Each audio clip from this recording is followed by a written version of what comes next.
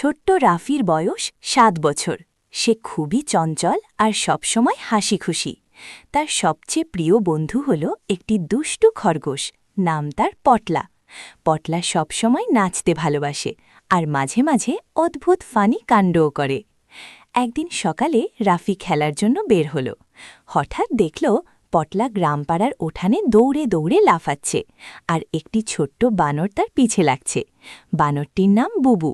উবু চুপচাপ নয়, সবসময় রঙিন জামা আর টুপি পরে হাস্যরস সৃষ্টি করে। রাফি অবাক হয়ে বলল, পটলা, তুমি কি করছো? পটলা মাথা কাত করে থাম থাম লাফ দিল।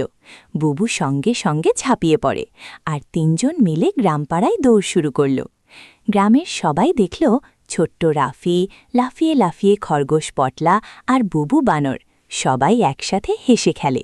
কেউ কেউ বলল, ওরে বাবা, এত মজা আমরা আগে দেখিনি। ফার্মারের কাক হাঁস দিয়ে এলেন। এবার তো পুরো গ্রাম হাসির বন্যা। রাফি ভাবল, আমরা কি সবাইকে মজা দিতে পারি? তারা ঠিক করল গ্রামের উঠানে হাফ পানি, লাফানো আর হাসি মেলায় সবাইকে মজার চমক দেখাবে। পটলা লাফিয়ে বুবুর টুপি ধরফর করল আর বুবু লাফিয়ে পটলার লেজে চেপে হাসির সুর তুলল। শেষে রাফি বলল, দেখলেই সবাই খুশি হয়ে যায়, মজা ভাগাভাগি করলে দিনও হাসি খুশি হয়। গ্রাম পুরো হাসি ঢেউয়ে ভরে গেল। পটলা আর বুবু একে অপরকে কোলে নিয়ে লাফালাফি করল আর রাফি তাদের সঙ্গে আনন্দ ভাগাভাগি করল।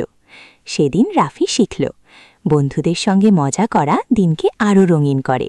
হাসি আর আনন্দ ভাগাভাগি করলে সবাই খুশি হয়। আপনি যদি আমার চ্যানেল নতুন হয়ে থাকেন তাহলে অবশ্যই চ্যানেলটি সাবস্ক্রাইব করবেন। ধন্যবাদ।